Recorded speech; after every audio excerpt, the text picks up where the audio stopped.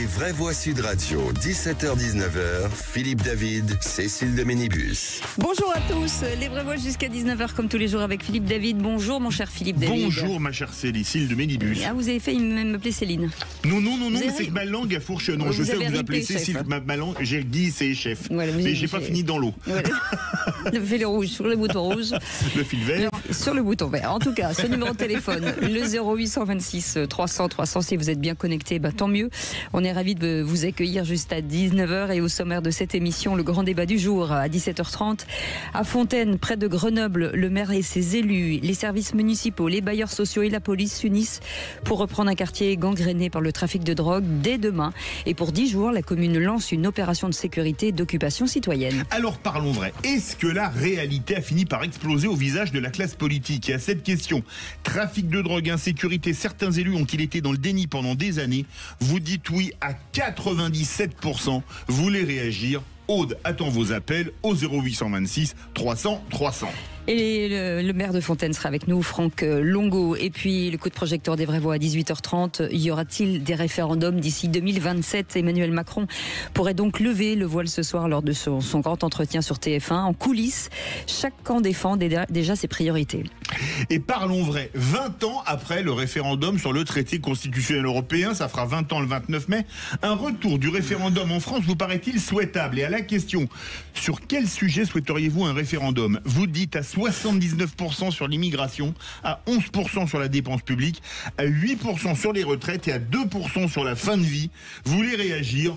Aude, qui si on faisait un référendum recevrait 100% des voix pour rester au standard des vraies voix, attend vos appels au 0826 300 300. On vous souhaite la bienvenue, les vraies voix jusqu'à 19h. Les vraies voix Sud Radio. En Prums, l'auteur de Me Too Much aux éditions Héliopold, Philippe Bilger est avec nous. Bonsoir Philippe. Je suis un peu déçu, ma chère Cécile. Pourquoi? J'ai si peu de succès, 2% pour la fin de vie, simplement. Ouais, mais c'est pas vous dites... fin de vie de quoi? La mienne. Mais c'est pas tout de suite. Il vous reste encore quelques années quand même. Philippe, dites pas ça. Mais je mets en œuvre une stratégie pour qu'on me laisse gagner le jeu. Voilà. Ah ça y est, il veut attendrir tout le monde. Je ne jouerai peut-être pas demain, donc laissez-moi gagner. Parce qu'il me traite comme un bien portant. Il en a marre. Vous nous enterrerez tous, Philippe Bilger. Bruno Pomar est avec nous, président d'initiative Sécurité Intérieure et maire de Belleflou. Bonsoir, monsieur le maire. Bonsoir, chers amis. Je suis très content qu'il y ait un maire qui puisse s'exprimer ce soir. C'est intéressant ce qu'il va faire. Très bien. Sûrement. On lui dira. Alors, on transmettra votre message. Pierre-Yves Martin est avec nous, consultant indépendant. J'adore son rire, Pierre-Yves. Bonjour. Je sais pas si c'est foutu de ma gueule ou pas. Il se permettrait pas. On aura au moins un maire intéressant. Allez, bam. Et en fait, quand vous étiez à l'école et que on n'entendait que vous, avec ce rire. Ça dépend. Non, ça dépend. Ça dépend. On a deux rires originaux, c'est Pierre-Yves Martin et Sébastien Ménard. Oui. Alors, Sébastien Ménard, il a un rire... Ah oui, ça, il est remarquable. Une hyène hystérique. Oui. Ça se soigne, non? C'est le surnom que lui a donné Pour l'instant, non. Et en tout cas, lui, il ne l'est pas, il est hystérique. Franck est avec nous de Marseille. Bonsoir Franck. Bonsoir Franck. Oui, bonsoir toute l'équipe de Sud Radio. On vous souhaite la bienvenue. Coup de gueule, vous voulez dénoncer le bashing envers Macron. Oui, en fait, il y a une émission qui est proposée ce soir où le président Macron va s'exprimer sur de nombreux sujets. Et ce que j'entends, c'est que avant même qu'on ne l'écoute, il y a beaucoup de médias et de femmes et d'hommes politiques qui condamnent déjà la prestation, arguant du fait qu'elle est inutile, qu'il y a un doute donc sur cette utilité, que ça ressemble à une opération de fin de règne et qu'il ferait mieux de se taire. Alors moi, je suis assez consterné, si vous voulez, c'est un électeur de droite qui vous parle, qui est compatible Macron. Je suis assez consterné de constater la violence des propos qui sont tenus à son égard en permanence. J'ai l'impression que tout ce qui va mal en France est dû à M. Macron. Et moi, je ferais simplement remarquer une chose, c'est que lors de son premier mandat, il a eu à affronter les gilets jaunes dont il n'est absolument pas responsable, mais aussi le Covid, et il n'a pas si mal fait ça. Et puis à son deuxième mandat, j'ai le sentiment que les Français se sont tirés une balle dans le pied en ne lui donnant pas la majorité ou deux majorités, alors même que ce président avait commencé à réformer la France, et que, en ce qui me concerne, chef d'entreprise, je peux vous dire une chose, c'est que il avait commencé à réformer le droit du travail et qu'il l'avait très bien réussi. Et donc voilà, je constate simplement que qu'il est maltraité en permanence et je trouve que les gens sont extrêmement violents à son égard et j'avoue que j'ai du mal à le comprendre. Franck, les gilets jaunes, c'est un petit peu quand même. C'est c'est 40 ans de non-gestion du pouvoir d'achat des je ne partage pas tout le propos de Franck, mais j'aime énormément le fait qu'il rappelle qu'on peut être un peu raisonnable et mesuré à l'égard du président de la République. Il ne fait pas tout mal, tout de même. Mais vous parliez des gilets jaunes. Est-ce que ce qui n'a pas créé une désillusion, c'est de faire la grande consultation, aller partout pour que ça dorme dans les archives des départements? Est-ce que ça joue pas quand même? C'est vrai. Franck? En tout cas, moi, ce que je constate, c'est que les Gilets jaunes, c'est 40 ans de non-gestion du pouvoir d'achat des gens. Et ça a été, je crois, le détonateur, ça a été limitation de vitesse à 80 km/h, qui a été prise par Édouard Philippe, qui était un techno, un Premier ministre respectable. Mais encore une fois, si vous voulez, on met tout sur le dos d'Emmanuel Macron, y compris lorsqu'il y a un problème quelconque qui se passe au milieu de la France ou je ne sais où. C'est la faute d'Emmanuel Macron. Et je pense que c'est très injuste parce que, en ce qui me concerne, je trouve qu'il n'a pas tout fait bien sûr, mais que c'est un président qui a beaucoup amené au pays, contrairement à ce que la majorité des gens pensent. En tout cas, Franck, vous feriez un très bon politique parce que vous n'avez pas du tout répondu à la question de Philippe David. Il est malin, ce Franck. Il va être redoutable. Il va être redoutable. Mais j'ai vu, moi, Franck, allez, on va pas vous embêter plus, vous restez avec nous. Vous êtes notre vraie voix et on vous accueille avec joie, même si vous habitez Marseille, on n'y peut rien, mais c'est comme ça. Et par contre, qui c'est qui l'a dit, il faut vraiment répondre à la question, là. Faut pas argumenter à côté. Franck, restez avec nous dans un instant, le réquisitoire du procureur. Monsieur le procureur. On va parler de l'Algérie une nouvelle fois. Absolument, on vous souhaite la bienvenue, on est très heureux de vous avoir avec nous aujourd'hui jusqu'à 19h.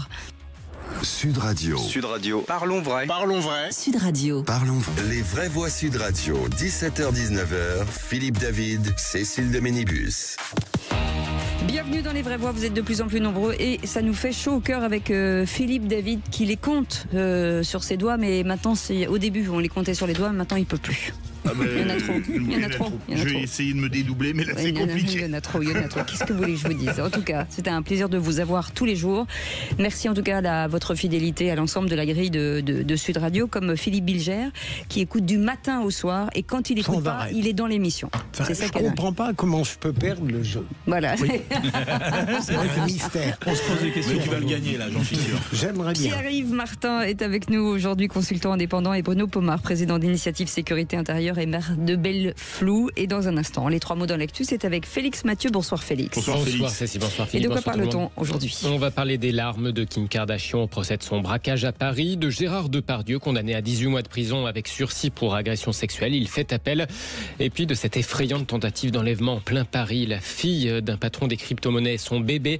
Heureusement, son compagnon a pu mettre les agresseurs en fuite. En 3 mots, procès, condamnation et crypto-monnaie. Et tout de suite, le procureur. Les vraies voix Sud Radio, le réquisitoire du procureur. Philippe Bilger. Et vous voulez requérir monsieur le procureur sur la riposte graduée avec l'Algérie qui est un fiasco. Oui, parce que à nouveau l'Algérie a annoncé l'expulsion de nouveaux fonctionnaires français et nous avons eu notre ministre Barrot qui à nouveau a réagi en annonçant une réponse entre guillemets immédiate, ferme et proportionnée. C'est le terme proportionné qui m'inquiète. On l'utilise trop et on a vu ce qu'est devenu la riposte graduée que nous annonçait le gouvernement. Cette riposte graduée est un fiasco puisque plus on la gradue, si j'ose dire, plus en réalité l'Algérie se sent investie d'une audace toute puissante. Donc il faut trouver un autre moyen pour répondre aux défis algériens, à la provocation algérienne et pour sauver Boualem Sansal, qu'il ne faut pas oublier. Ouais, non, mais de toute manière, ça démontre bien où en est notre diplomatie de façon générale dans ce pays. C'est-à-dire qu'on n'a pas des gens à la hauteur, à mon sens, qui sont capables d'aller discuter avec un pays. Et puis l'Algérie est l'exemple même si on a une histoire grandiose avec ce pays, on se rend compte qu'on est encore une fois ridiculisé, quoi. Une fois c'est gradué, une fois c'est proportionné. Moi, je sais pas ce qu'on va trouver comme notre adjectif par rapport à cette situation, mais c'est annulé vrai que peut-être. ça devient pathétique. Ouais.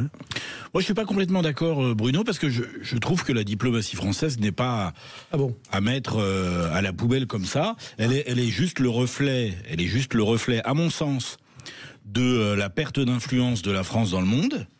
Donc elle répond quand même à ce jeu mécanique.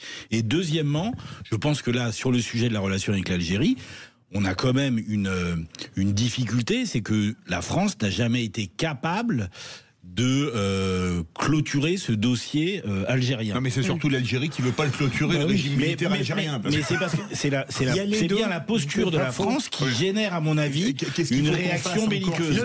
Non, mais je ne dis pas que Philippe dit du bien de moi. Je ne dis pas que c'est facile, mais évidemment, à partir du moment où on a une partie qui ne veut pas respecter les règles internationales, sauf à vouloir la guerre, c'est très délicat à mener. En dépit des injonctions de Bruno Pomar. En même temps, on a deux voix différentes quand même, nous-mêmes en France. Il y a ceux qui veulent la main forte et les autres qui veulent négocier. Donc ils jouent aussi. Là où vous avez raison, Cécile, on pourrait faire des choses en France. Bah oui. Déjà, mais bien sûr, mais des mesures de rétorsion en France. On pourrait les mettre en œuvre, puisqu'on ne les met pas en œuvre en disant qu'on ne veut pas exacerber l'opposition de l'Algérie. Elle est déjà au paroxysme. On ne le fait pas parce qu'on a peur, l'État français, le gouvernement a peur de répercussions et de l'histoire que la France a du mal à assumer. On les voit, ça serait vraiment urgent de régulariser ce sujet-là et d'avoir un discours de poigne, de clarification. Parce que sinon, dans 50 ans, pardon Bruno, dans 50 ans, on sera toujours au même point, quoi. Il y a un moment, la colonisation, c'est bon, quoi. Parce qu'on n'est pas bon. Non, mais c'est fini, la colonisation. Arrêtons. Non, faire Harakiri pendant 50 ans. Non, mais à un moment donné, il faut arrêter. Dans la dimension culturelle de la France, c'est pas terminé. Oui, on souffre de ça. De certains. Mais une infinie minorité en France. Oui, mais c'est ça. C'est ce qui crée le. Mais encore une fois, on a des ambassadeurs qui ne sont pas à la hauteur. De là, si on découle un petit peu, un ministre des Affaires étrangères, on ne sait pas sur quel pied danser. Et quand lui ne prend pas le pied, c'est Macron qui fait, puisqu'il a quand même autorité sur les affaires étrangères également. Enfin, on se pose vraiment des questions, savoir quand est-ce qu'on va sortir de cette ornière. Merci beaucoup Philippe Bigère. Tout de suite, les 3 mots dans l'actu avec Félix Mathieu. Les vraies voix Sud Radio. 3 mots dans l'actu, Félix, qui sont procès, condamnation et crypto-monnaie. J'étais certaine que j'allais mourir, confie Kim Kardashian au procès de son braquage à Paris. L'influenceuse américaine a accepté en larmes les excuses du principal accusé. Gérard Depardieu, condamné à 18 mois de prison avec sursis pour agression sexuelle. Le tribunal reconnaît aussi une très rare victimisation secondaire par les attaques systématiques de la défense sur les plaignantes. Et puis une tentative d'enlèvement glaçante filmée en plein Paris ce matin. Les malfaiteurs ont traîné la fille d'un patron des crypto-monnaies et son bébé avant d'être mis en fuite par le compagnon de la victime. Les vraies voix Sud Radio.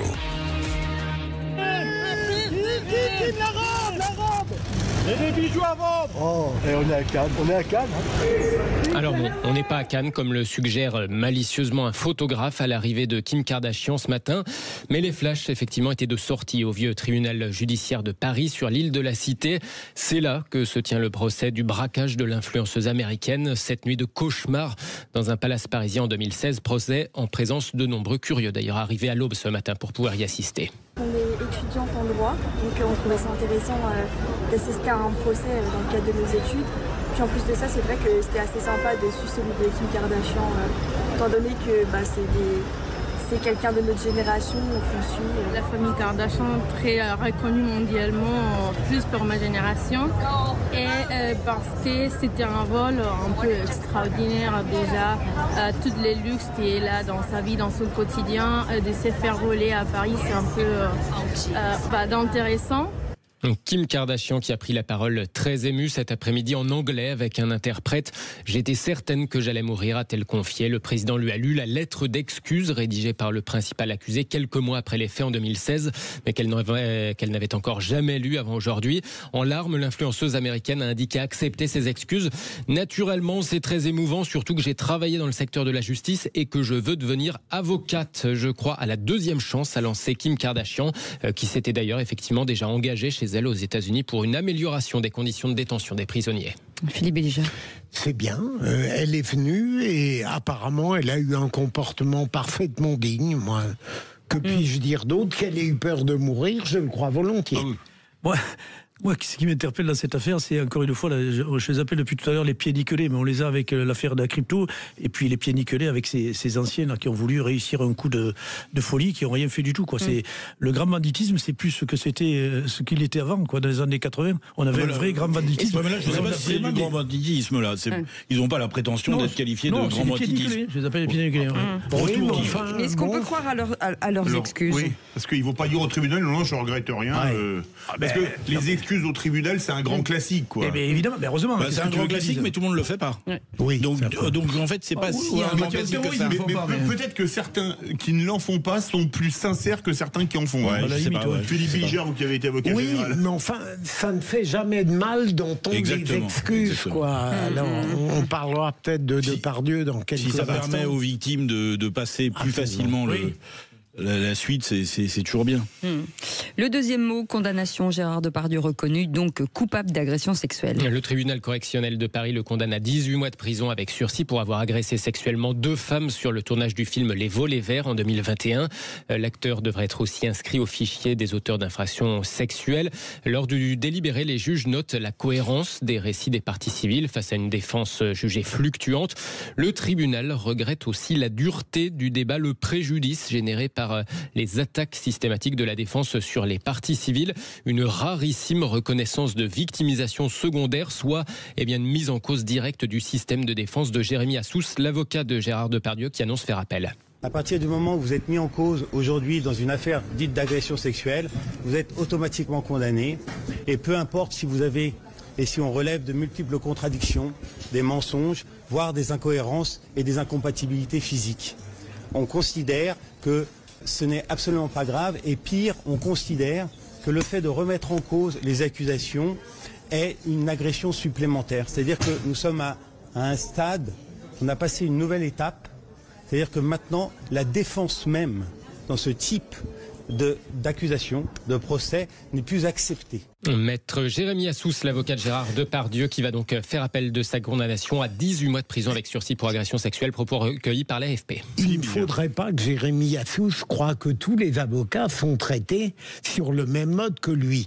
Mais là où je le rejoins, il y a une tendance aujourd'hui des tribunaux à dénoncer la manière dont un prévenu ou un accusé est défendu. Un avocat est libre de le faire comme il entend. Et deuxièmement, je trouve scandaleux, et je pense notamment au procès de Marine Le Pen et à celui de Gérard Depardieu, qu'un tribunal se permette de mettre en cause la stratégie de défense. On a le droit de nier, et si le tribunal n'est pas d'accord, il condamne. Un point, c'est tout. Mais il n'a pas ajouté une charge supplémentaire. Complètement d'accord, mais il me semble aussi que la posture même dans la défense de l'avocat de Gérard Depardieu était par moments un petit peu provocante. Et après, faut pas s'étonner. Voire même agressive. Voire même agressive, ouais. Et après, faut pas s'étonner qu'il y ait un retour de bâton. Quand on défend son client, on a aussi le droit d'être mesuré et un peu plus subtil qu'une agressivité. Voilà. Pierry, vous êtes en état de grâce. Non mais où va dès que je vous vois, mon cher. Non, dès que depuis le début de l'émission. C'est incroyable. Non, mais quand on parle de ces sujets, évidemment aussi tendancieux que ces affaires de viol et tout ce qu'on peut imaginer, qui sont tristes évidemment, et la présomption d'innocence, a l'impression qu'elle n'existe pas en fait.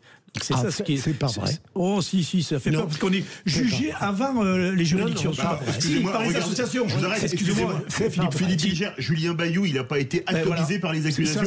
Non, mais ça n'a rigoureusement rien à voir. On n'est pas devant un tribunal, mon cher. Non, mais là, c'est le tribunal médiatique. Non, mais Depardieu était jugé avant même qu'il soit devant le tribunal. Ce que Bruno veut dire, oui, mais c'est on est devant un tribunal, là, on n'est pas dans un tribunal médiatique. Il a été jugé avant, mon cher Philippe. Par les associations, pas du tout. Par les Rousseau et compagnie. Mais le tribunal n'a pas. Restera toujours un doute sur la véracité, l'indépendance d'esprit, parce qu'on a l'impression que le jugement a été fait avant même que la session. J'ai dit on a l'impression. En fait, la présence médiatique. Non, mais il défend sa profession. Des différents messages. Vous dites n'importe quoi. Ben voilà. sans aucune preuve. Mais Non, si. Mais non. On te dit. L'impact médiatique en amont a un impact forcément. Merci Cécile. Forcément. Mais Cécile est la sagesse même. Mais, alors il faut avoir le charme, le brio et l'intelligence de Cécile pour intervenir. Elle ne dit pas du tout la même chose que ce que dit mon ami Pomard, qui dit que le tribunal avait décidé d'emblée de... Non, j'ai dit que... Écoute, c'est mon maître par certains. C'est même votre mètre 50. Troisième mot, crypto-monnaie, avec cette scène glaçante ce matin en plein Paris. 3 hommes au visage masqué ont traîné une femme d'une trentaine d'années et son bébé de 2 ans. Ils tentaient de la traîner vers une camionnette. La fille, le petit-fils d'un PDG d'une société de crypto-monnaie, scène filmée par des riverains depuis les fenêtres. C'est la police, oui. Tu appelles le 17. Le 17, oui.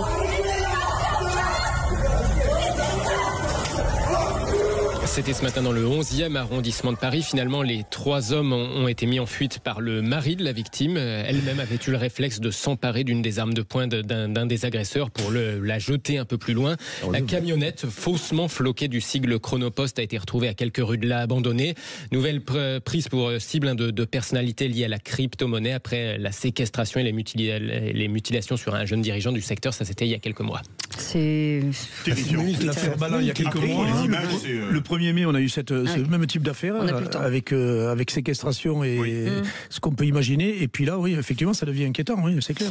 Allez, merci beaucoup Félix Mathieu. Vous restez avec nous dans un instant, direction Fontaine, près de Grenoble, avec un élu et la police, les habitants unis pour occuper un quartier et lutter contre le trafic de drogue. Ça va se passer en tout cas pendant 10 jours. Alors parlons vrai. Est-ce que la réalité a fini par exploser au visage de la classe politique? Et à cette question, trafic de drogue, insécurité, certains élus ont-ils été dans le déni pendant des années? Vous dites oui à 97%, vous voulez réagir, le 0826 300 300. Et Franck Longon est avec nous, maire de Fontaine. Monsieur le maire, bonjour. Merci d'avoir accepté notre invitation. Est-ce que vous avez, quand vous avez pris cette décision, anticipé d'éventuelles représailles ou des tentatives d'intimidation, j'imagine? Malheureusement, des tentatives d'intimidation, de représailles, on en a déjà depuis plusieurs semaines et plusieurs mois, puisque Fontaine est une ville qui touche l'agglomération grenobloise. Et malheureusement, on a subi aussi des fusillades depuis le mois de septembre. On a eu un décès sur la commune, on a eu de nouvelles fusillades en avril, 2 nouvelles fusillades en mai. Et effectivement, aujourd'hui, c'est plus possible de fonctionner comme ça. Alors, mes policiers municipaux interviennent sur le terrain régulièrement, mais il faut aller au-delà. Et c'est pour ça que je compte mouiller la chemise dès demain pour aller sur le terrain et occuper moi-même les points de ville en continu avec mes élus. Et je remercie les services de police nationale, la préfète de l'Isère, qui sera à mes côtés dès demain pour occuper le terrain et rester finalement 24 heures sur 24. Alors, on ne sera pas... On va en parler. On va en parler dans un instant. Vous bougez pas, on fait une petite pause. À tout de suite. Sud Radio. Sud Radio. Parlons vrai. Parlons vrai. Sud Radio. Parlons vrai. Les vraies voix Sud Radio. 17h-19h. Philippe David, Cécile de Ménibus. Soyez les bienvenus, on est ravis de vous accueillir dans Les Vraies Voix. Le débat continue hors antenne, bien entendu. Si vous voulez participer venir autour de cette table, vous avez qu'à appeler, c'est facile, ou débarquez, 0826 300 300. On sera ravis de vous accueillir avec Philippe Bilger qui est avec nous, Bruno Pomard et Pierre-Yves Martin. On vous souhaite la bienvenue, on est ensemble jusqu'à 19h. Tout de suite, le grand débat du jour. Les vraies voix Sud Radio, le grand débat du jour. Comme je vous le disais, se droguer c'est mal. Il ne faut pas vous droguer. C'est de la délinquance, oui, j'ose le dire.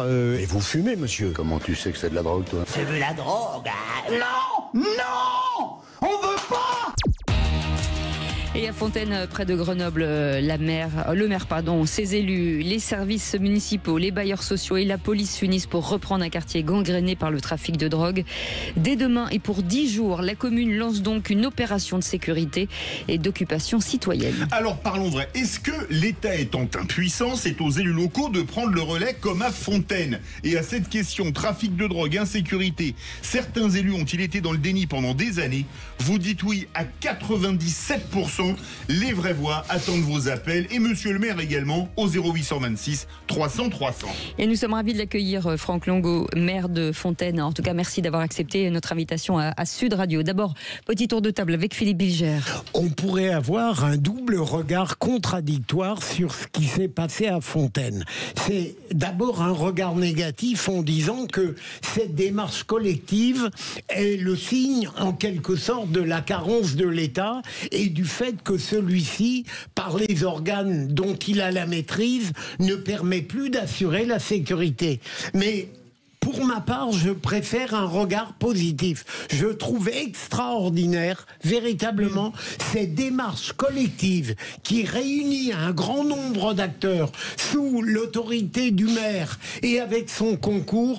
Je trouve que c'est ce qu'on devrait faire profondément et qui pourrait représenter le futur d'une lutte efficace contre la drogue. Après l'avocat général, le maire et ancien flic d'élite Bruno Pomar. Alors, je voulais saluer d'abord mon collègue qui fait un travail formidable, évidemment, et je suis tout à fait d'accord pour une fois avec Philippe Bilger. Ah, attendez, on prend une photo. Bon, bah on y va alors. La réponse, c'est on parle de sécurité globale. Ouais. Et je pense qu'il y a une responsabilité collective de l'ensemble et des élus, du gouvernement, de tout le monde, sur ces sujets-là. Parce qu'on a laissé faire, effectivement.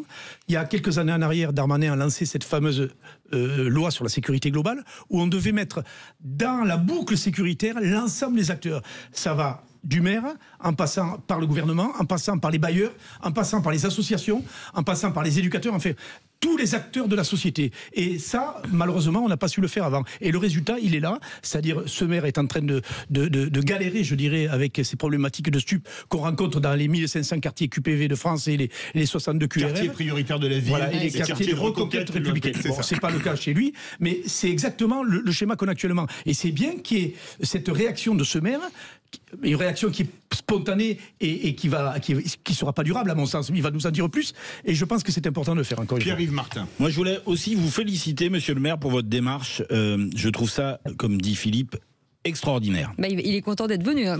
Alors ça c'est le premier point. Mais par contre, et il ne dira pas aux vraies voix, Fontaine, je ne boirai pas de ton eau.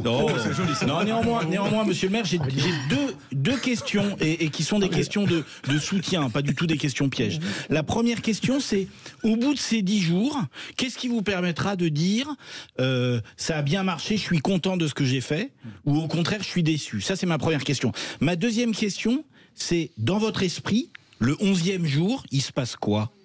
Comment on fait pour vivre durablement sur une démarche que vous avez initiée? Merci beaucoup. Franck Longo, pour faire le juge de paix en étant maire avec les vraies voix. Alors, avant de répondre à cette question, si vous permettez, je voulais juste vous poser une question, monsieur le maire. Est-ce que vous avez eu un moment l'impression d'avoir fermé les yeux, comme certains maires l'ont dit, en disant ok, ça passe jusqu'au moment où on n'en peut plus et ça passe plus? Merci. Alors, il y a pas mal de questions. Je vais tenter de répondre à toutes vos interrogations.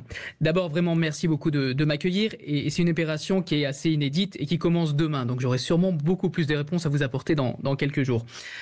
Déjà, vous dire que sur le constat, effectivement, il y a de plus en plus, c'est ce que je vois sur ma commune, d'actes de délinquance et d'actes dangereux. En tout cas, la dangerosité augmente puisque ça faisait très longtemps qu'on n'avait pas connu des fusillades et en plus, elles se sont multipliées. Et je crois que malheureusement, ce constat-là, il se fait partout dans de nombreuses communes en France.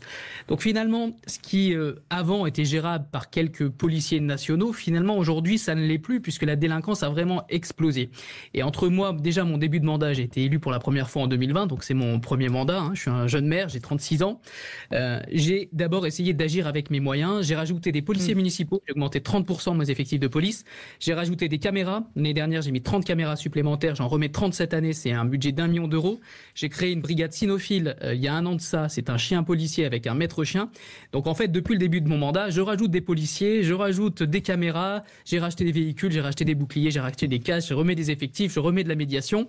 Et force est de constater que malheureusement, la délinquance augmente.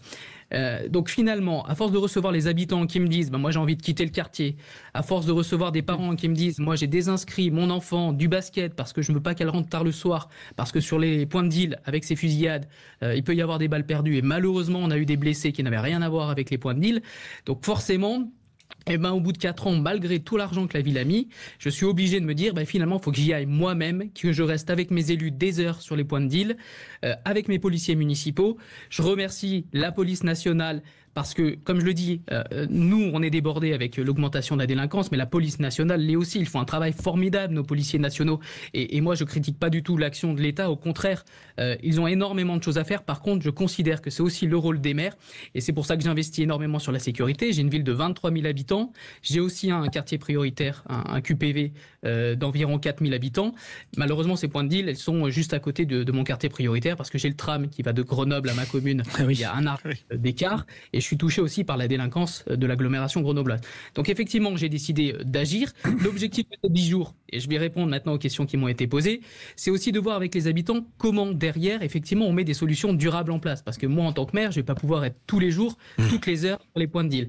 Donc je veux aussi voir pendant ces 10 jours, qu'est-ce qu'on va pouvoir mettre ensemble après. J'ai des locaux disponibles pour les habitants. Est-ce qu'ils vont être d'accord pour se montrer en association? Est-ce qu'ils vont vouloir investir les lieux? Je vais proposer aussi la création de groupes WhatsApp pour qu'on puisse échanger avec le maire, les policiers municipaux, les services de l'État, pour qu'on puisse vraiment réagir de manière collective et pourquoi pas remettre en quelques heures à peine ce dispositif sur pied si ça le nécessite. On va essayer de créer aussi ensemble des animations. Il y a un volet sécurité dans mon opération avec les forces de police, mais il y a évidemment l'occupation du domaine public. On a prévu un goûter avec une fête des voisins le vendredi soir. Le vendredi de la semaine prochaine, ce sera un apéritif partagé. Il y aura les services de la ville, le service jeunesse qui va venir notamment aller voir les jeunes en même temps. Il y aura mon service prévention. Il y aura les bailleurs sociaux qui vont faire le tour des appartements parce qu'il y a aussi des problématiques liées aux logements sociaux, les squats de halls d'immeubles, les appartements désertés. On va essayer de fermer les copropriétés aussi. On va travailler sur le mobilier urbain parce que quand ça squatte, ça peut se poser sur des barrières qu'on peut aussi enlever. Bref, on va vraiment essayer de travailler un volet sécurité, un volet d'occupation, d'animation du quartier. Et effectivement, pendant 10 jours, essayer de faire venir les habitants. Je crois qu'en fait, les habitants, ils ont envie de se mobiliser, mais qu'ils ont peur. En tout cas, moi, ceux que je reçois, ils ont peur. Et je crois que le fait d'y aller en tant que maire, le fait de venir avec mes élus, avec mes policiers, fait qu'on va initier un mouvement, on va désarmer cette peur. Et je crois qu'au final, on aura énormément de monde. Alors l'opération commence demain, je vous en dirai plus dans les jours qui arrivent, mais je crois que les gens, ils ont envie d'agir. Et je crois que le maire, en tout cas, c'est ce que je fais, je considère que c'est mon rôle. Il doit être l'initiateur de tout ça pour que dans quelques jours, on puisse se dire, OK, j'ai eu 100, 150, 200, 300 habitants qui sont descendus, qui ont envie de faire quelque chose et qu'on voie ensemble, au travers de ces rencontres, on sera tous les jours en bas des immeubles sur les points de deal, qu'on travaille ensemble sur une organisation qu'on puisse mettre en place et justement qu'on dure parce qu'effectivement, la police nationale fait ce genre d'opération. Alors sur des périodes plus courtes, on a appelé des places nettes, etc. Et des policiers, ils viennent en nombre, il reste un jour, 2 jours, mais on sait que le trafic se réinstalle le lendemain et c'est ce qu'on veut pas. Et la chance qu'on a, nous, élus, services de la ville, c'est qu'on est en proximité. La police nationale, qui a son centre à Grenoble, elle peut intervenir en 10-15 minutes, mais elle a toute l'agglomération à gérer. Nous, on est sur place, on est à Fontaine, et si demain, les habitants de ma commune me disent voilà ce que j'ai remarqué, voilà ça bouge depuis quelques heures, tout de suite on est capable de revenir sur place avec des... C'est des brigades d'autodéfense en fait ce que vous faites. C'est une forme de brigade d'autodéfense ce que vous faites là. Mais est-ce que vous pensez, monsieur le maire, je respecte tout à fait votre travail, évidemment. Moi, j'ai pas ces soucis, tant mieux, parce que j'ai un tout petit village. Mais est-ce que vous pensez pas que la présence des acteurs associatifs, vous parliez, qui ne peuvent rien faire pour l'instant, ou les médiateurs, qu'est-ce que vous avez concrètement sur les quartiers en termes de médiation? Vous avez dit, vous avez des policiers municipaux. Combien vous en avez de policiers municipaux? Alors, Franck Longo, réponse courte, parce que ça réagit beaucoup au 0826 300 300. Combien d'agents municipaux et combien de médiateurs vous avez dans ces quartiers, ou dans ce quartier en particulier? C'est un interrogatoire là. Non, c'est pas pour le coincer. Oui, puis surtout les éducateurs, la fête des voisins. Pardon. Allez-y, on y va. Oui. J'ai 14 agents de police municipale. J'ai créé une équipe de jour et une équipe de nuit. Donc j'en ai 7 le matin et 7 le soir qui finissent à minuit. J'ai augmenté les temps d'intervention des agents de police. Et j'ai même créé la présence de la police municipale le dimanche de 15h à 20h. Donc j'ai étendu mes effectifs. J'ai 4 SVP supplémentaires, donc j'ai 18 agents de police. Et après, j'ai un service médiation-prévention dédié. On a même été au-delà, on travaille avec le délégué du procureur qui fait des permanences à la ville de Fontaine. Vous savez, c'est les petits délits pour ça évite de passer au tribunal pour faire de la justice plus rapide. On travaille avec l'aide aux victimes. On a des permanences d'avocats aussi à la ville de Fontaine gratuites pour nos habitants. On travaille avec le conciliateur quand il y a des problèmes de voisinage. On travaille avec un service égalité qui intervient dans les collèges. Énormément de dispositifs présents sur la commune, mais force est de constater que la grande délinquance malheureusement prospère et qu'il faut aller sur ce volet sécurité de manière un peu plus prononcée. Philippe Et après, on part au 0826 300 300, très court. Il y a toute une part de votre politique qui fait plaisir à Bruno Pomar, la fête des voisins, les éducateurs et toutes ces choses parfaitement inutiles. Et l'apéro. Mais plus sérieusement, est-ce que vous ne croyez pas que votre initiative que nous avons qualifiée de formidable, elle peut représenter un modèle pour toutes les autres municipalités? Et deuxième élément, si vous échouez, est-ce que ça ne risque pas de dégrader l'image du maire? Très court, monsieur le maire. Très court. Oui, vous avez raison, mais il faut qu'on tente notre maximum. Et je crois que le volet sécurité, il est très important. Effectivement, il faut qu'on réussisse. Je ne sais pas si on pourra faire plus, parce que c'est vraiment un dispositif énorme, mais je suis convaincu aussi que le volet... on dit apéritif, goûter, il est important, mais pour réunir les gens et pour que demain on s'auto-saisisse de la problématique. Parce qu'il faut effectivement que ça dure. Mais si on veut durer, c'est pas que par la police. Parce que moi, mes agents de police, ils ne pourront pas rester tous les jours sur les points de deal. Au même endroit, il y a toute la commune à gérer. Donc, si je veux que ça marche, il faut que je crée cette émulation collective avec les habitants. Donc en fait, ça ne peut pas dans la continuité que par les habitants. Vous la créez, cette émulation, puisqu'il y a beaucoup d'appels au standard au 0826 300 300. Franck qui est avec nous. Franck, une réaction? Oui, écoutez, moi je trouve que je salue l'initiative de Franck Longo, le maire de Fontaine, parce que je trouve que c'est beaucoup de courage et beaucoup d'engagement de la part d'un maire. Ce que je remarque néanmoins, c'est qu'on ne parle jamais de la demande qui crée l'offre. Et en réalité, j'ai le sentiment quand même que dans le déni de tout le monde politique, il y a l'absence de punition, si vous voulez, pour punir les consommateurs. Et je pense que nos députés, que l'État devrait prendre des dispositions pour s'occuper surtout des consommateurs, puisque c'est finalement eux qui créent l'offre, c'est la demande qui crée l'offre. Et c'est vrai que si on punit les consommateurs très fortement, on réduit d'autant, je dirais, la demande et donc l'offre et les deals et les points de deal qui sont partout en France. Malheureusement à Fontaine, bienvenue au club, puisqu'à Marseille on est servi de ce côté-là. Oui, ça c'est sûr. Allez, Pierre est avec nous de Montèche, ne bougez pas Franck. Bonsoir Pierre. Bonsoir Pierre. Oui, bonsoir. Bonsoir. Avant, je salue l'initiative de monsieur le maire. Mais j'ai bien peur qu'après les 10 jours, le naturel revienne au galop, quoi. Parce qu'il ne pourra pas être présent tout le temps sur les points de deal. Et les dealers se déplacent rapidement. Par contre, oui, punir les consommateurs, je pense que ça, ce serait une bonne chose, parce que les consommateurs ne sont pas punis. Ils ne sont punis que quand il y a des contrôles de police. Mais après, ils ne sont pas punis. Mais je pense que les consommateurs, il faut les punir et sévèrement même. Et ça arrêterait peut-être un petit peu le trafic, mais ça l'arrêterait. Et si les consommateurs sont punis, et je pense aussi qu'il y a certaines villes dans des quartiers où il faut présenter la carte d'identité. Et bien là, il faudrait y mettre l'armée. Peut-être que l'armée, rien que de. Et oui, mais alors il y en a qui sont contre, il y en a qui hurlent. Vous avez réveillé Bruno Pomar. Non, mais il dormait pas. Ne réveillez jamais un Pomar qui dort. Si on veut endiguer aussi, il faut se faire aider par l'armée. Et oui. Bougez pas, Pierre, merci pour votre témoignage. Non, mais ce que je dis depuis des lustres, même si certains, et surtout qui plus est le haut commandement de l'armée, ne veulent surtout pas aller faire des patrouilles mixtes police militaire dans ces quartiers pour faire de la sécurisation, au même titre qu'on fait le plan Vigipirate, Sentinelle sur les Champs-Élysées ou ailleurs avec des bérets verts. Eh bien, à un moment donné, il faut se donner les moyens, débloquer les effectifs. On a 250 000 militaires en France. On doit envoyer des militaires sur le terrain pour aider nos policiers municipaux et policiers nationaux. Oui, mais tant qu'on aura des consommateurs, ça ne servira à rien. Un mot, Pierre-Yves, et la conclusion à Franck Longo. Moi, monsieur le maire, je profite juste de ce moment-là pour partager avec vous une petite suggestion. Pendant ces 10 jours, peut-être que ça serait bien que vous puissiez organiser des petits ateliers de réflexion, des petits ateliers de travail avec les différentes parties prenantes, avec la préfète, avec les forces de l'ordre, avec les habitants, avec les associations, en définissant 4-5 sujets clés autour de ce que vous êtes en train d'animer comme démarche, pour essayer d'identifier des solutions et donc à la fin de ces 10 jours,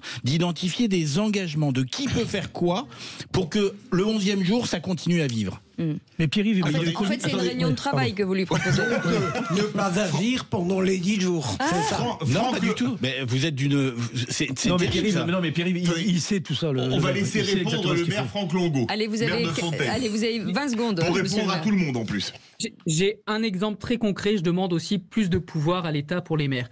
Nos agents de police sont des APJ. Oui. Les amendes forfaitaires délictuelles qu'on peut mettre aux dealers ou aux consommateurs ne peuvent être mises que par des OPJ. Tout à fait. Les élus et le maire dans les communes sont des OPJ.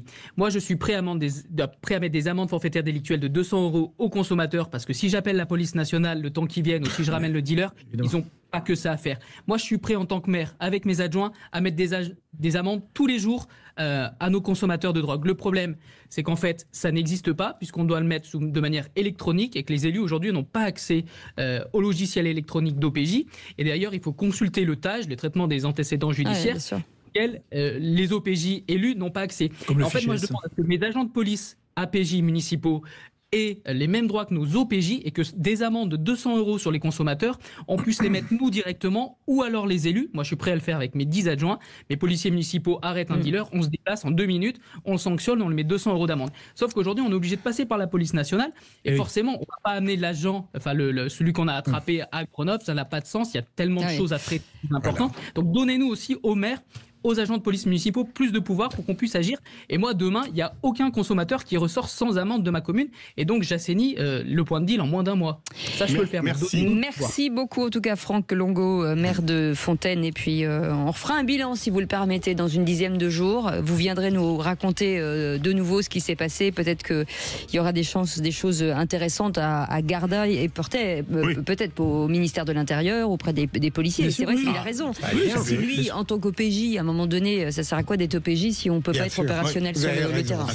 Oui, mais c'est comme le coup des fichiers, c'est exactement le même truc. Exactement. Merci en tout cas à Franck, merci Pierre. Franck, vous restez avec nous dans un instant. Le qui c'est qui l'a dit. Là, c'est effet place nette, je vous le dis tout de suite. Il n'y aura qu'un gagnant. Allez, à tout de suite. Sud Radio, votre attention est notre plus belle récompense. Merci de nous écouter sur Sud Radio. Non, c'est normal, parce que vous êtes une radio sympa, diversifiée et tout, donc c'est très bien. Sud Radio, parlons vrai. Les vraies voix Sud Radio, 17h-19h, Philippe David, Cécile de Ménibus. Et c'est une joyeuse troupe aujourd'hui. Ils ne sont d'accord sur rien. C'est plutôt intéressant. Hein. C'est bien qu'ils. Mais on s'écoute, hein, ma chère Cécile. Exactement. C'est très important, mine de rien. Vous écoutez, et ça c'est bien. Et vous devriez vous écouter plus souvent. Vous diriez moins de conneries. Voilà. Merci. Vous nous rendez enthousiastes. Avec Philippe Bilger, avec Pierre-Yves Martin, et puis Monsieur le maire. J'adore Monsieur le maire. Bruno Pomar qui est avec nous. Quand on me dit Monsieur le maire, ça me fait vibrer. Ouais. Oui, on dit Monsieur le maire et puis après on dit Belleflou. Bon. Ouais, ça c'est petit. C'est petit. C'est un tacle. Tu vois, le respect des élus, tu en as parlé. Ouais. C'est très petit. Et ça s'appelle une vanne. Franck, vous êtes avec nous, vous pouvez lancer le jingle. Eh bien, écoutez, Cécile, vous critiquiez un peu le fait que j'étais de Marseille. Vous savez qu'à Marseille, il n'y a jamais les premiers. Et donc, même si je serais dernier du classement du qui c'est quoi qui dit, je sais pas quoi, je serai toujours Marseillais parmi les premiers. Voilà. Sud Radio, le quiz de l'actu. C'est le jingle le plus long du monde, Franck. Écoutez bien, Franck. Qui c'est qui l'a dit? C'est facile pour la gauche, quinoa, trottinette, qui vit dans le 6e arrondissement de Paris, de dire c'est formidable l'immigration. Franck. Ça, c'est sûrement un député RN, c'est Jean-Philippe Tanguy, non? Non, Jacobelli. Bonne réponse. Laurent Jacobelli, député RN. Et c'était ce matin sur Sud Radio. Voilà. Qui c'est qui l'a dit, Franck? Gauche, quinoa, trottinette, c'est drôle. C'est drôle. Qui c'est qui l'a dit sur les propos de Laurent Wauquiez? Les allocataires du RSA sont les victimes de cette course à l'échalote. Ça atteint des sommets absolument indignes. Ce n'est pas une personnalité politique, mais syndicale. Qui fait un peu de politique quand même. Oui. Franck Je ne sais pas. Non, c'est l'autre. La CFDT. Oui, mais comment elle s'appelle? Marie-Lise. Comment? Non, mais ça va. Non, mais il faut Léon, tout. Non, mais vous croyez que c'était le pape, arrêtez.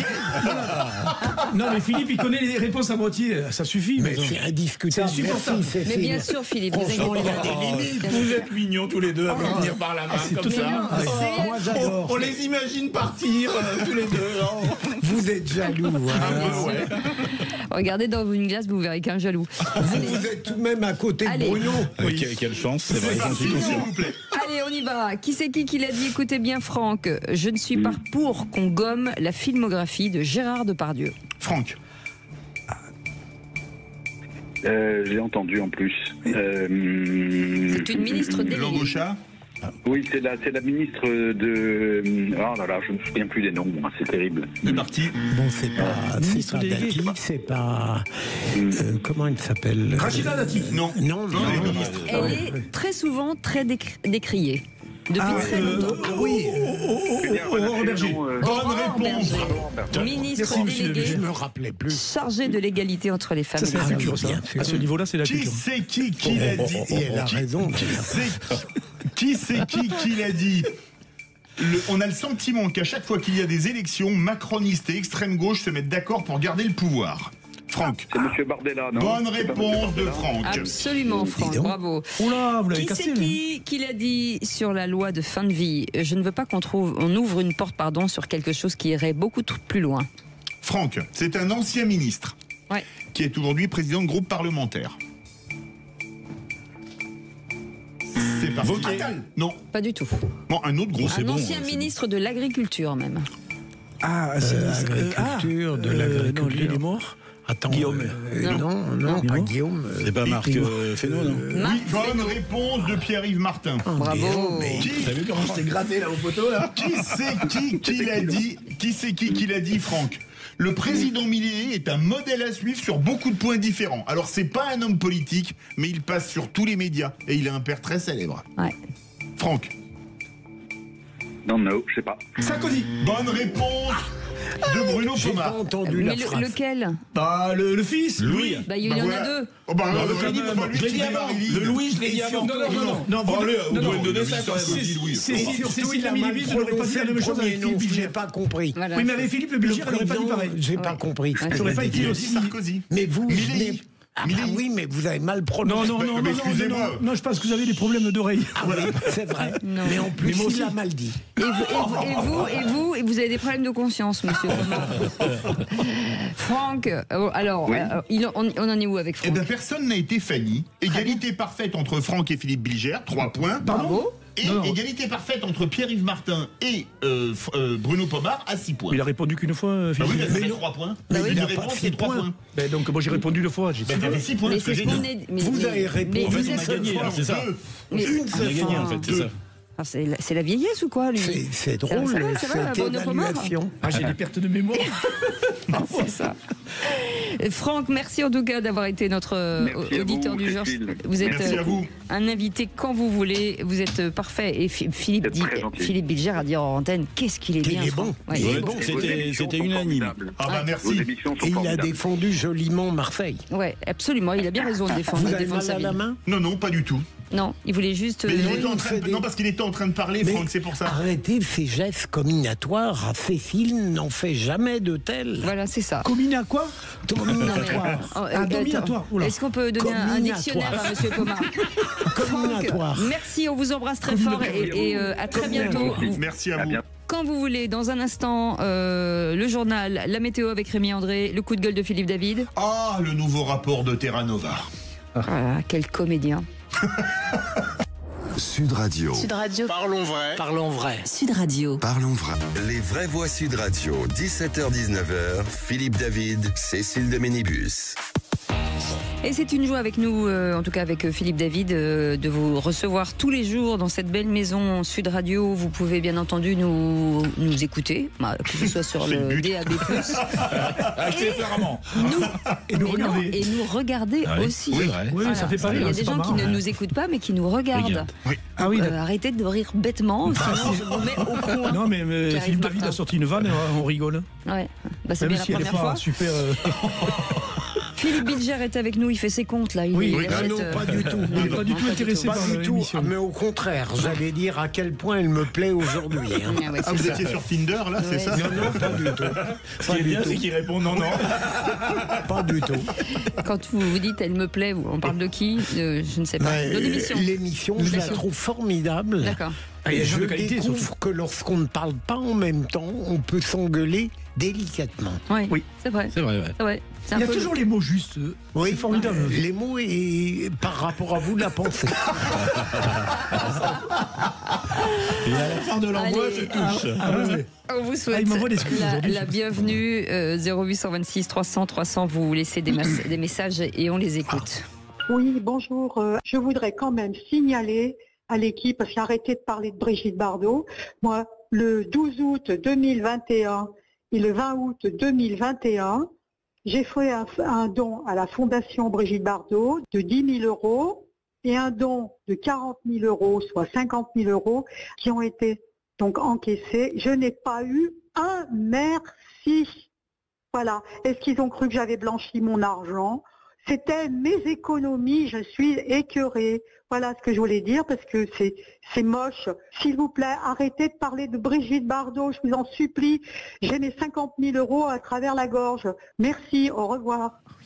Moi, j'aime beaucoup Brigitte Bardot, mais je comprends l'émoi de cette femme. Elle pourrait peut-être signaler, on a souvent un invité, j'ai oublié son nom. Absolument.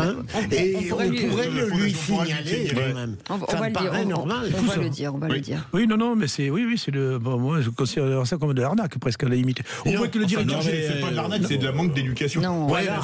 C'est son organisation. Brigitte Bardot n'y est pour rien. Oui, le directeur général de la structure.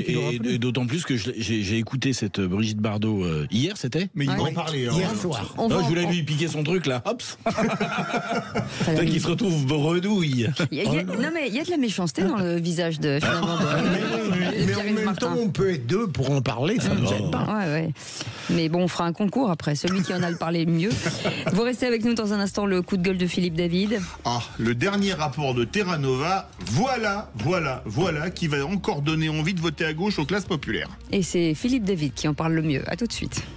Sud Radio. Sud Radio. Parlons vrai. Parlons vrai. Sud Radio. Parlons vrai. Alors, cette voiture, j'hésite entre thermique. Vraie Voix Sud Radio, 17h-19h, Philippe David, Cécile de Ménibus.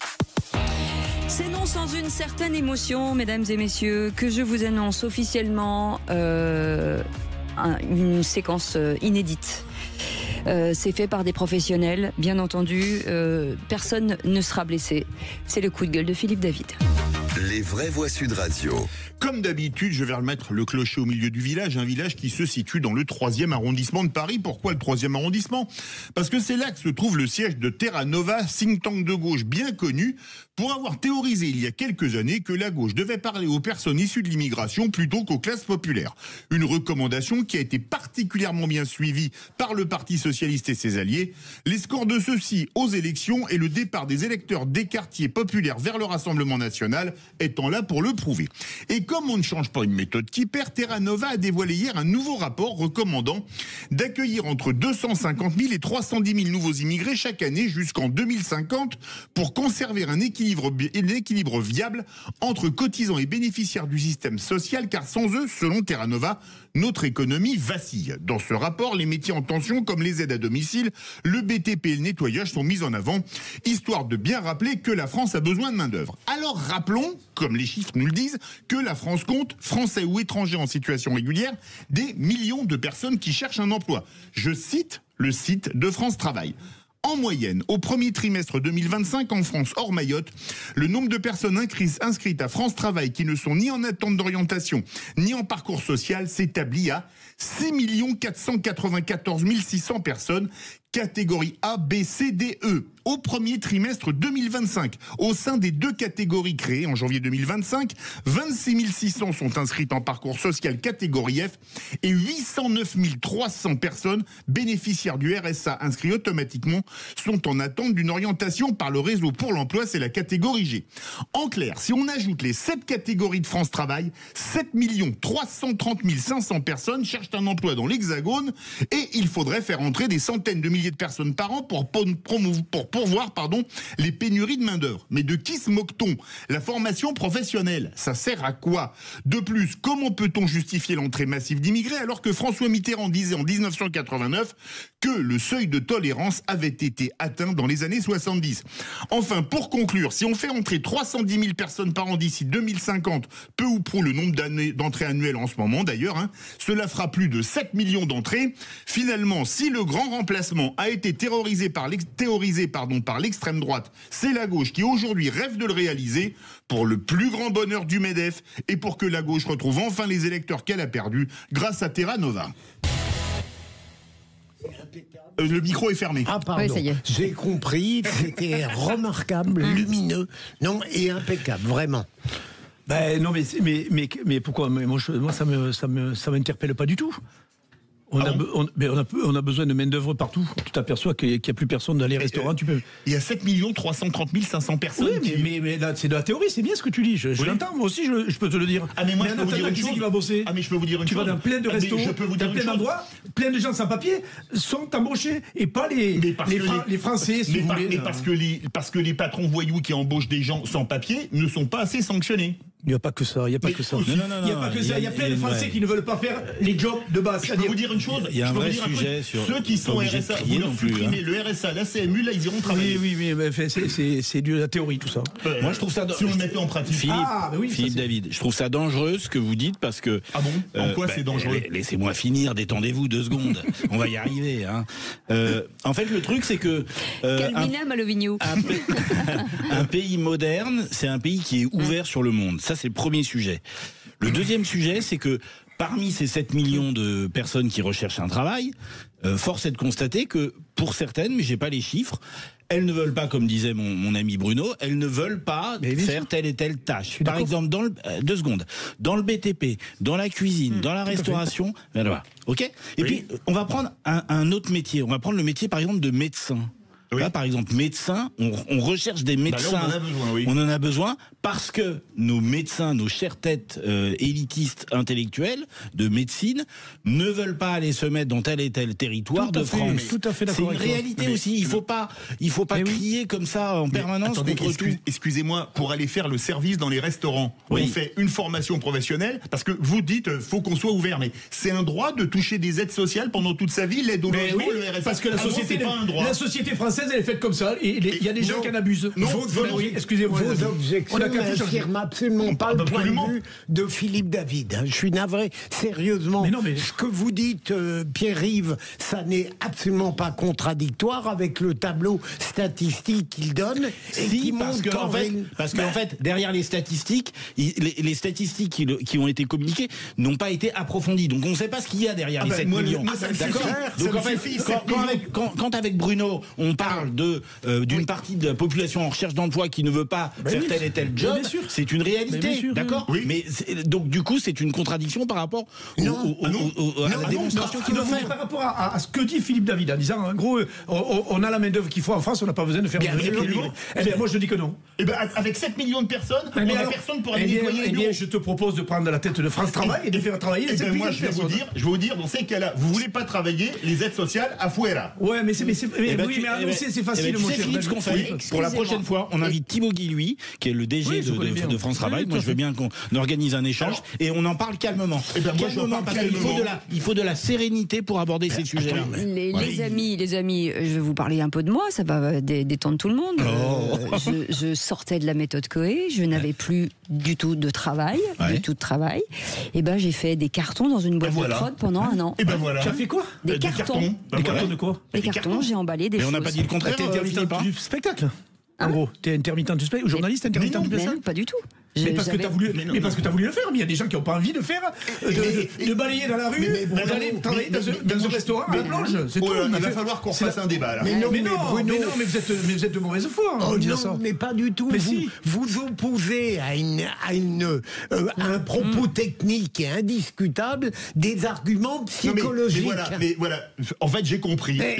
Bruno Pomar et Pierre-Yves Martin, c'est Sandrine Rousseau, c'est le droit à la paresse. Mais pas du tout. C'est un principe de réalité. c'est la réalité. C'est la réalité. Les restos qui ferment en pagaille, les mecs qui trouvent plus personne pour bosser dans les restos, ben ils prennent à un moment donné, le mec qui passe, vous voulez faire la plonge, on vous met derrière. Mais on est tout à fait d'accord. Mais non, c'est juste ça qu'on dit avec Bruno. Excusez-moi. C'est anormal. Excusez-moi, peut-être. C'est anormal, c'est la réalité. Excusez-moi, mais peut-être aussi que certains restaurateurs ne payent pas suffisamment pour faire donner envie aux autres. On arrête parce qu'on a un truc derrière.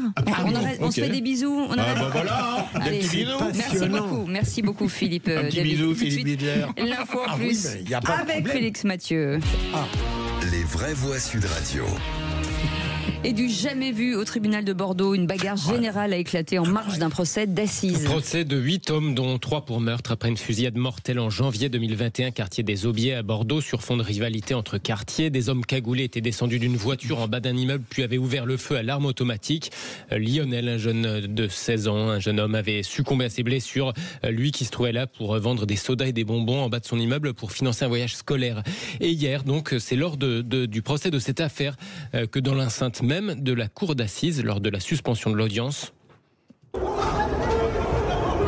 des jeunes ont commencé à se prendre à partie, s'invectiver, s'insulter, se battre dans la salle d'audience, puis dans la salle des pas perdus. Nos confrères du journal Sud-Ouest ont pu se procurer ces images qu'on entend là, filmer ces images. Bagarre sur fond de rivalité entre quartiers. La police les a évacués. Finalement, aujourd'hui, l'audience a pu reprendre, mais avec une jauge réduite de moitié. Pour revenir sur cette séquence incroyable, on est en ligne avec l'avocat justement des proches de Lionel, la victime de cette affaire, avocat qui a assisté à cette scène hier au tribunal. Bonsoir, maître Yann Herrera. Bonsoir. Bonsoir, bienvenue. Bonsoir. Merci d'être avec nous dans Les Vraies Voix sur Sud Radio. On est vraiment sur une scène hors norme, j'imagine, même pour des professionnels habitués à des procès tendus, difficiles. Alors hors norme, parce que la violence a émergé dans la cour d'assises elle-même. Parce que des tensions et des affrontements en marge du procès dans la salle des pas perdus sont des choses qui peuvent arriver entre des bandes rivales, entre des familles de gens issus de la communauté des voyages. Ce sont des choses qui peuvent arriver. Que ça dégénère au point que, effectivement, ça se poursuive jusque dans la salle d'audience, ça c'est une première. Il y a eu des conséquences sur l'audience d'aujourd'hui donc. Il y a eu des conséquences en termes de mesures prises, sans pour autant que l'on aille au huis clos, parce que la présidente a estimé que le huis clos était une mesure ultime et qu'avant tout, il lui appartenait d'assurer l'ordre de l'audience, ce qu'elle s'était évertuée à faire. Elle a commencé par, comme vous l'avez indiqué, réduire la jauge, elle a augmenté les forces de sécurité, et je crois que l'épisode d'hier a ému tout le monde, et ça a au moins, je dirais, canalisé les uns et les autres, et l'audience se passe de manière beaucoup plus sereine aujourd'hui.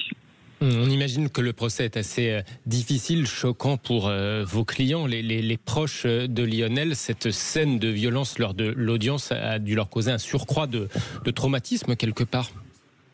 C'est exactement ça, puisque ce sont les tensions entre les quartiers auxquelles le jeune Lionel était tout à fait étranger, qui ont abouti à cette surenchère qui a conduit à la mort de cet adolescent.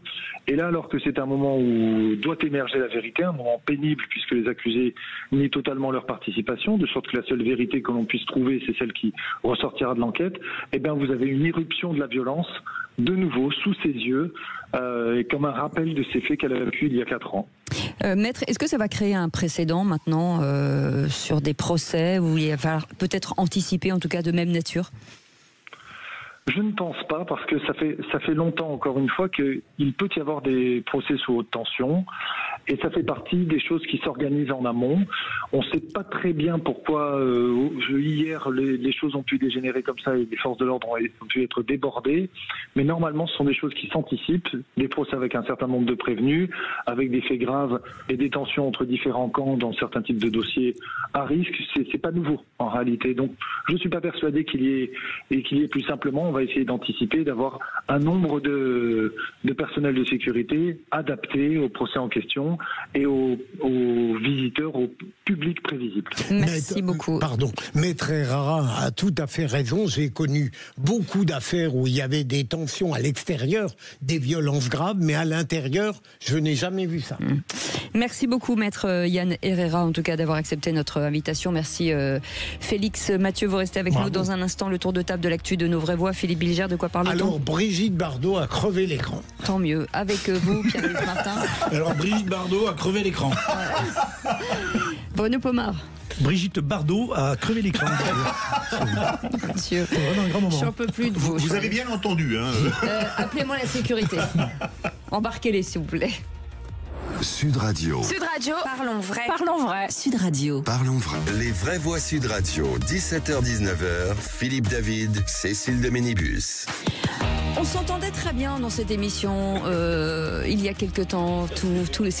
C'était sympathique, c'était souriant, c'était voilà. Et du coup, on a fait rentrer deux Doberman, Bruno Pomar et Pierre-Yves Martin, et c'est la débandade. Heureusement que Philippe Bilger est là. L'ambiance d'enfer.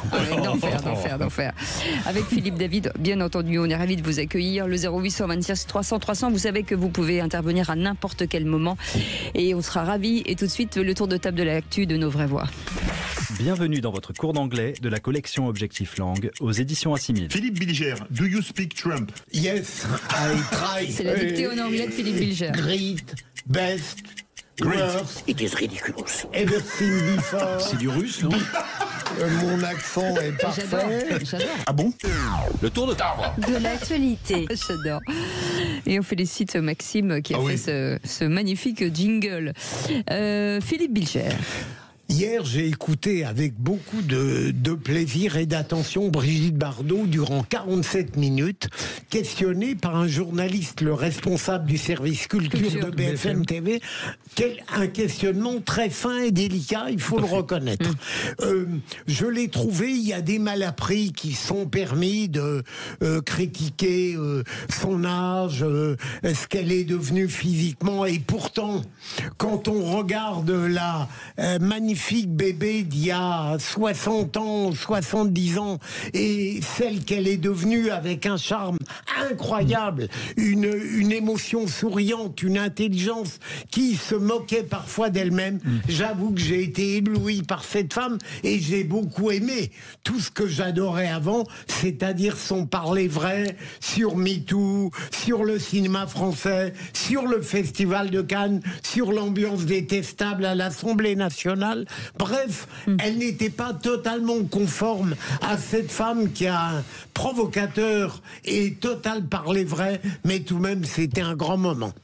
D'accord. C'est une icône, hein, Brigitte Bardot. Il n'y a pas grand-chose à dire d'autre, sinon que, effectivement, elle a souvent été dans, je ne sais pas si c'est dans l'excès, mais dans ses propos, parfois elle est très engagée, tout simplement. On le voit avec la chasse à courre, entre autres, et les animaux, évidemment, c'est son grand sujet. Mais effectivement, oui, c'est vrai qu'elle a été, c'était attendrissant de la voir hier et de voir cette femme toujours belle, parce que ça a été la plus belle femme du monde. Pour nous, c'est l'image de la France, Brigitte Bardot. Hein, c'est clair et net, dans le monde entier. Et je crois qu'on n'a pas un acteur, peut-être Delon, Belmondo, et encore, je suis pas sûr. Brigitte Bardot reste une icône un peu comme Marilyn Monroe aux États-Unis. Moi, je l'ai trouvé, j'ai trouvé dans cet échange beaucoup d'humanité, et je l'ai trouvée extrêmement belle.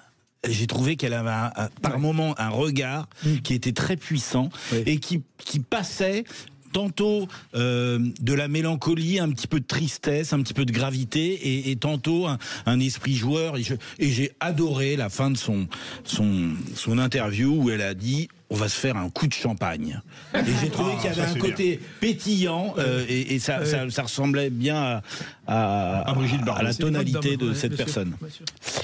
Alors, Bruno Pomar, violence dans la société, les stupes, les rixes, les violences sur les représentants de l'État. Ce que je voulais dire dans tout ce qu'on voit dans l'actualité maintenant, c'est que je pense que ça va faire bondir Philippe Bilger, j'en suis sûr. Mais comme je suis ça depuis très longtemps, parce que je suis très engagé, vous le savez, en matière jeunesse depuis 34 ans, et j'essaie de faire autant que faire se peut avec mes équipes du bien pour notre jeunesse, pour essayer d'en remettre sur le chemin et autres. Et je trouve que, quelque part, par rapport à tout ce qui se passe, tu le disais, les rixes, les stupes, etc., je pense que les médias en font beaucoup trop. Voilà, et c'est mon point de vue, et je pense que ça n'arrange pas la situation, parce que les médias, évidemment, les jeunes les regardent, que ce soit la télé, que ce soit les réseaux sociaux, etc. Les réseaux sociaux aussi, quand je dis les médias, les réseaux sociaux peut-être même plus. Tout ça me perturbe dans le sens où, effectivement, moi j'ai un engagement depuis longtemps, c'est pas pour parler de ma petite personne, mais il y a plein de gens qui font beaucoup de choses pour la jeunesse, et je trouve qu'on dénature tout ce qui est fait justement pour aider cette jeunesse, et on met trop en avant tous ces mecs-là qui violent, qui tuent, qui kidnappent, qui font des trafics de stupes, etc. Et toute la journée, c'est redondant. Il faut savoir qu'en France, il y a quand même 68 000 habitants, 68 millions d'habitants, pardon, des 35 000 communes. Il n'y a pas la guerre partout, il n'y a pas des assassinats partout. Il y a des choses qui se passent, effectivement, qui sont graves, qu'il faut résoudre. Mais je crois qu'on est un peu excessif dans la médiatisation qu'on donne à toutes ces affaires. Mon cher Bruno, je suis assez largement d'accord avec vous, avec tout de même, vous oubliez, oubliez deux choses. C'est d'abord, il n'y a plus aucun territoire qui est préservé. Et deuxième élément, c'est que parfois cette médiatisation conduit les forces de l'ordre ou la magistrature qui font ce qu'elles peuvent à s'occuper d'affaires qu'on a trop négligées. Voilà. Oui, je peux l'entendre, je peux l'entendre, mais je pense que ça aide pas à l'apaisement, en fait. Ce sentiment parce qu'on parle du sentiment d'insécurité.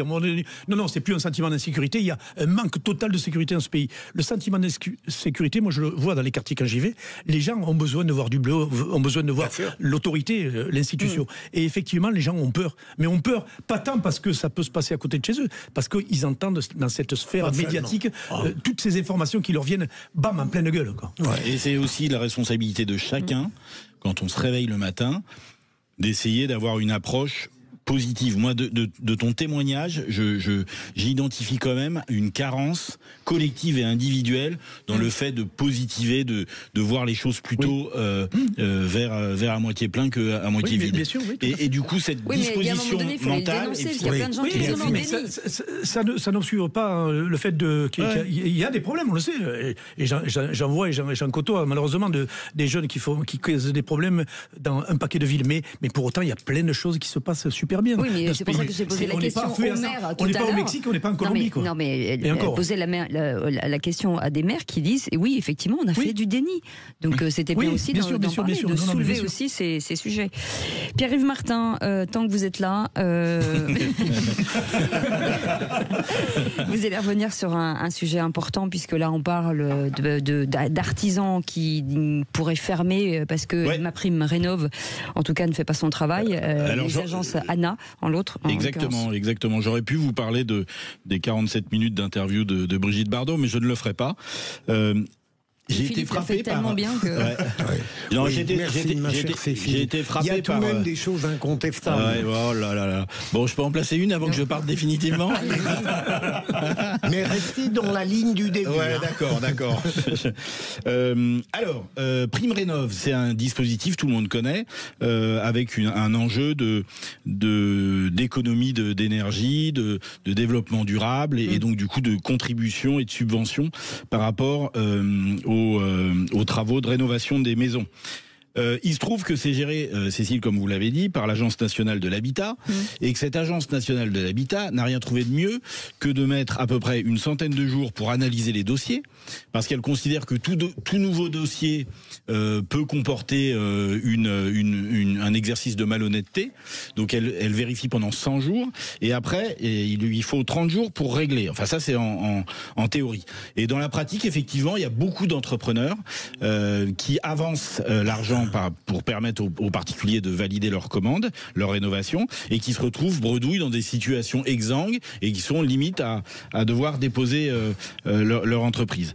Et donc du coup, moi, ça commence sérieusement à m'agacer, parce que il y a une espèce de posture de l'État autour de la non-efficacité de ces dispositifs. C'est quand même pas très compliqué de suivre ce sujet, d'optimiser les étapes pour permettre à ce que un dispositif soit contributeur. Là, qu'est-ce qu'on a ? On a imaginé un dispositif pour justement aider les acteurs du bâtiment et du travaux publics à développer leurs commandes, pour s'inscrire dans une démarche écologique. Le résultat, c'est comme l'Agence nationale de l'habitat fait pas son boulot, et ben tout va inversement. Donc j'aimerais bien que, enfin, une fois dans la vie de la France, et le ministre de la réforme de l'État prenne ce sujet et réorganise le fonctionnement des administrations pour que ça ne se reproduise pas. C'est inacceptable. On ferait ça dans le privé, on se ferait sortir en 2 secondes 30. Et encore, on ne vous a pas parlé des C2E, parce que là, il y a aussi un truc important à dire. Enfin bref, peu importe.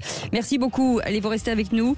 On va revenir sur peut-être des référendums avant 2027, puisqu'Emmanuel Macron pourrait lever le voile ce soir à TF1. Alors parlons vrai. 20 ans après le référendum sur le traité constitutionnel européen, un retour du référendum vous paraît-il souhaitable? Et à cette question, sur quel sujet souhaiteriez-vous un référendum? Vous êtes à 79% sur l'immigration, à 13% sur la dépense publique, à 7% sur les retraites et à 1% sur la fin de vie. Vous voulez réagir?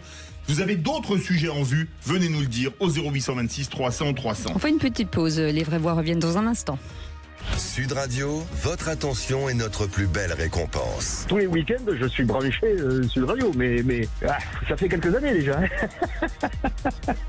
Sud Radio, parlons vrai. Les vraies voix Sud Radio, 17h-19h, Philippe David, Cécile de Ménibus.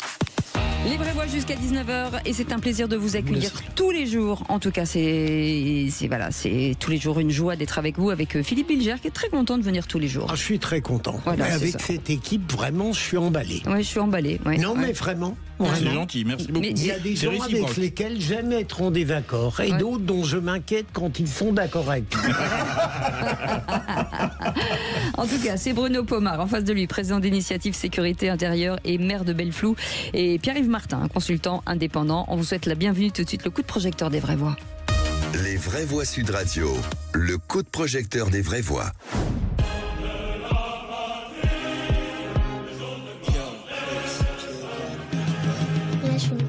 Va-t-il demander aux Français de trancher? Le chef de l'État va s'exprimer ce soir à la télévision pour tenter de renouer avec les Français. En 2025, nous continuerons de décider et je vous demanderai aussi de trancher certains de ces sujets déterminants. Quel est l'objectif recherché par M. Macron en voulant organiser un référendum? C'est occuper le terrain médiatique, c'est venir contrer son Premier ministre qui a lui aussi une idée de référendum. Les Français aimeraient qu'il porte sur des sujets précis. Les questions budgétaires sont prioritaires pour 62% des Français.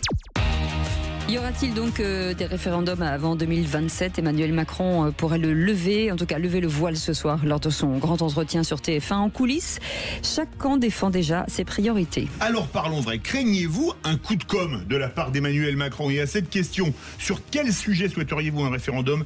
Vous dites à 13% sur la dépense publique, à 7% sur les retraites, à 79% sur l'immigration et à 1% sur la fin de vie. Vous avez d'autres idées de référendum? Venez nous les donner au 0826 300 300. En l'occurrence, Emmanuel Macron sera sur TF1 ce soir à 21h10 pendant 2h30 d'échanges autour de l'actualité nationale et internationale. Je crois qu'Emmanuel Macron est, comment dirais-je, sincère dans sa volonté d'instaurer un référendum. D'abord, pour une raison simple, c'est qu'il l'a promis. Déjà, et certes, il a trahi certaines promesses, mais là, on approche doucement du crépuscule de son second quinquennat, et ça peut être une manière pour lui de sortir de manière digne d'un second mandat qui n'a pas été pour l'instant éblouissant. Deuxième élément, l'immigration, moi, me plairait beaucoup, et je constate que dans la rédaction de l'article 11, en lui donnant une extension acceptable, on pourrait traiter de l'immigration sur le plan social. Reste qu'il faut que ce soit un projet de loi. Et donc là, il y aurait le problème, puisqu'apparemment, ça n'est pas forcément la voie que va emprunter le président. Donc, c'est une chose qui va être intéressante. Que va-t-il faire? Comment va-t-il se sortir du guêpier où il est à l'heure actuelle? Mais il est habile. Non, moi l'idée évidemment de se référer au peuple pour savoir un petit peu pour les grands sujets de société. Moi j'aurais été beaucoup plus fixé sur les dépenses publiques. C'est quelque chose qui m'obsède quand je vois comment on dépense le pognon, 3300 milliards, et puis on continue, on ne cesse plus de dépenser d'argent dans tous les sens. Donc je pense que c'était intéressant de voir un petit peu ce que ça va donner. Alors beaucoup sont sur l'immigration, parce qu'encore une fois, c'est un sujet qu'on hyper médiatise. Et évidemment, les gens sont un peu comme des mulets, on va vers ce dont on parle le plus. Mais pour moi, un référendum sur la dépense publique, je pense que ça serait nécessaire, parce que visiblement, on n'apporte pas de solution. Le seul ennui, Bruno, c'est qu'il a été proposé par le Premier ministre. Et que donc Emmanuel Macron n'aime pas ça du tout. Oui, c'est vrai. Oui, exact. Pierre-Yves Martin. Eh ben moi, j'ai une autre interprétation, une autre grille de lecture. Je ne comprends pas ce sujet de référendum. Je ne le comprends pas parce que il y a eu des élections.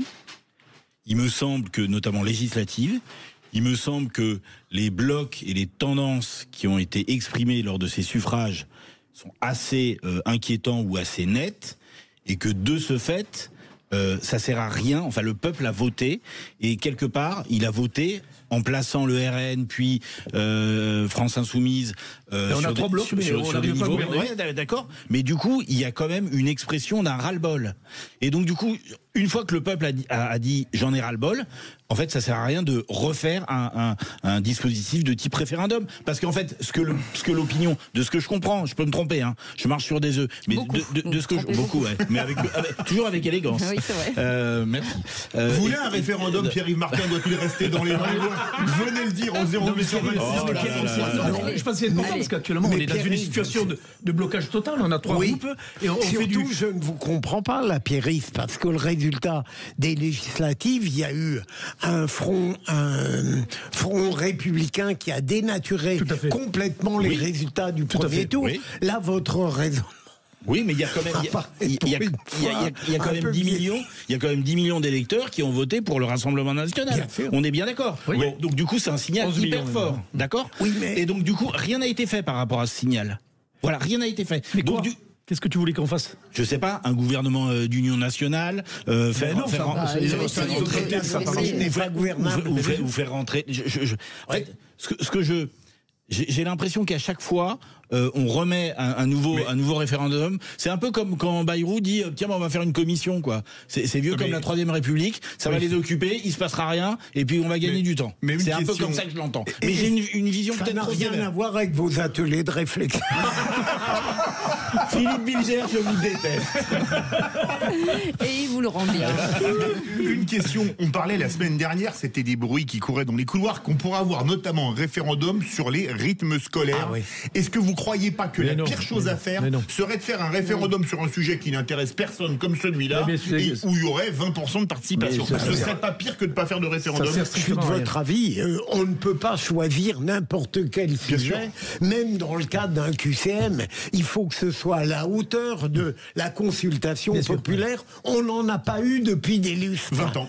Voilà. L'immigration est un vrai sujet, la dépense publique est un vrai sujet. Pour moi, c'est deux choses importantes. L'immigration, il en voudrait peur. Le président, même si on avait la possibilité de le faire... C'est trop compliqué, c'est trop dangereux, c'est trop casse-gueule, l'immigration. On les mettrait devant le fait accompli. Oui, mais par contre, la dépense publique, oui. Ce serait avec l'article 89. Voilà. Excusez-moi, qu'est-ce que vous posez comme question sur la dépense publique? Faut-il interdire le déficit budgétaire? Non. Pourquoi pas? Non, mais pourquoi on passe pas? En fait, pourquoi dans un budget, pardon Bruno, mais pourquoi dans un budget on part pas sur un équilibre, un principe d'équilibre? Je peux vous dire un truc, ça, vous le faites voter, ça passe, c'est 10 fois plus dur socialement que ce que je disais tout à l'heure, contre lequel vous étiez. Oh, je suis pas sûr. En milliards, là, vous prenez déficit social, déficit budgétaire. Moi, je vais te dire un truc. Quand tu vois les dérapages qu'il y a, moi, je suis maire d'une toute petite commune, c'est que moi, j'ai de l'argent sur mon compte. Oui, j'ai de l'argent. Je suis pas endetté, rien du tout.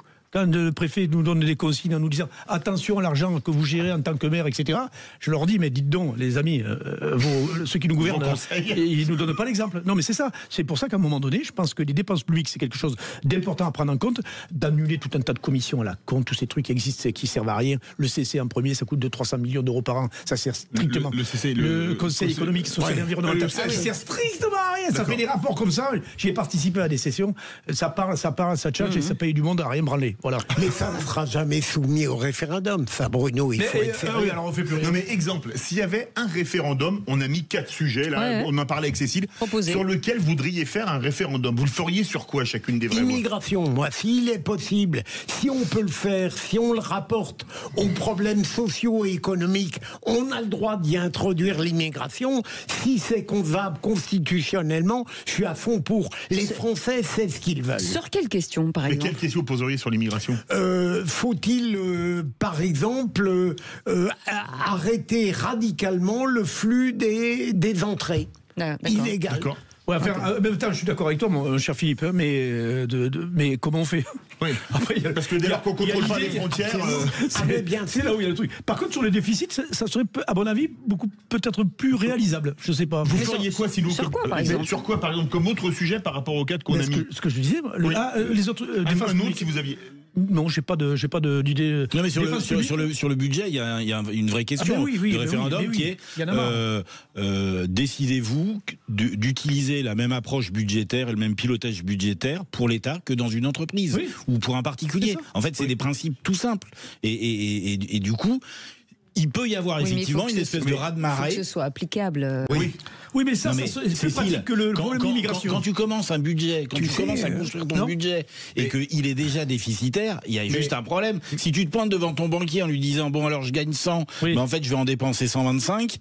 Ça va pas le faire. En fait, c'est juste ça la règle. Est-ce que par exemple, le référendum, voulez-vous que les lois françaises soient supérieures aux traités européens? Ça ferait pas venir du monde aux urnes? Mais moi, ça me fait très bon. Non. Oui, mais alors, Philippe David, du coup, c'est toute la construction européenne que vous dézinguez. Non, il me semble. Sur certains sujets, peut-être. Sur un grand nombre de sujets. Certains ou un grand nombre, vous mettez d'accord les deux là? C'est pareil, un certain ou un grand nombre. Moi, je suis pour la paix des ménages. De bonnes idées parfois. Faut-il expulser les détenus étrangers? Oui, mais ça, le problème, c'est que vous avez beau faire un référendum, si vous n'avez pas les laissés-passer consulaires des pays qui les veulent pas, non, mais je veux dire, c'est là où c'est compliqué. On peut tous s'autoriser à partir du moment où on a un oui. Oui, mais non, par exemple, sur l'expulsion, tu peux pas tout autoriser parce que si le pays qui est destinataire refuse, il bloque. Mais tu te rends compte la force que ça donne tout de même à l'autorité française avec une consultation qui donne sur un tel sujet 80% de oui. On parlait de l'Algérie tout à l'heure. C'est très déceptif. Oui, voilà, exactement. C'est ça le problème. On est déçus.